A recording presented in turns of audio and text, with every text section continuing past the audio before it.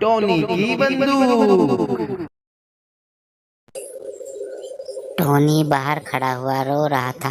तभी उसके पापा उसके पास आते हैं और कहते हैं, बेटा क्या हुआ, तुम क्यों रो रहे हो?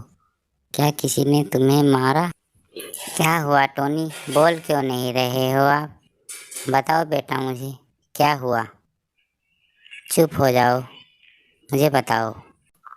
पापा पापा टिंकू के पापा उसको मेले में लेकर गए और वहाँ से खिलौने दिला कर लाए और वो मुझे अपने साथ खिलाने के लिए मना कर रहा है। क्या आप भी मुझे मेले से खिलौने दिला कर लाओगे? बताओ। हाँ बेटा, क्यों नहीं, मैं भी आपको खिलौने दिलाकर लाऊंगा, लेकिन आप चुप हो जाओ और घर चलो। तुम्हारी अम्मी तुम्हारा घर पर इंतज़ार कर रही। ठीक है पापा, अब हम लोग घर चलते हैं और आप मेरे को कल मेले में ज़रूर लेकर जाना। और फिर वो दोनों अपने घर चले जाते हैं और सुबह मेले में जाने की बात करते हैं।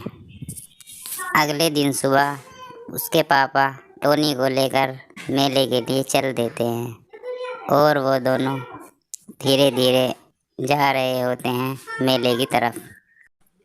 टोनी मेले में पहुंचकर बहुत खुश हो जाता है और वो मेला घूमने लगते हैं और ऊँट का डांस देखते हैं।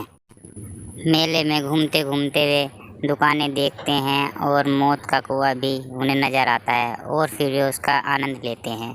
फिर वे मेले में घूमकर अच्छे से झूला झूलते हैं और नाव में बैठकर वो झूले वाला झूला टोनी को झूला झूलाता है और वो बहुत खुश हो जाता है। टोनी झूला झूलने के बाद अपने पापा से कहता है कि मुझे अब मिठाई खानी है पापा और दूसरे झूले में बैठना है।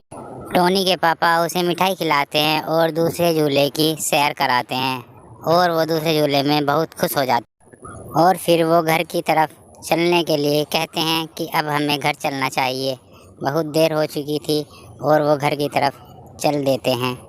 तभी उसे बंदूक वाला दिखाई देता है और वो बंदूक लेने की जिद करता है। तभी उसके पापा टोनी के पापा टोनी को बंदूक दिलाते हैं और घर के लिए वैक्यूम प्रेशर लेकर घर की तरफ चलने लगते हैं और धीरे धीरे जंगल के रास्ते से घर पहुंचते हैं। दोनों घर जाते हुए बहुत खुश होते हैं और खुशी खुशी घर की तरफ चल देते हैं। और घर जाकर टोनी कहता है, मैं मम्मी को मेले की सारी कहानी अपने मुंह से सुनाऊंगा। और दोनों अब वो घर पहुंच चुके होते हैं। घर जाकर उसके पापा आराम करते हैं और टोनी अपनी मम्मी को मेले की सारी कहानी खुशी खुशी बताता है। वीडियो पसंद आए तो लाइक करें, सब्सक्राइब करें। धन्यवाद।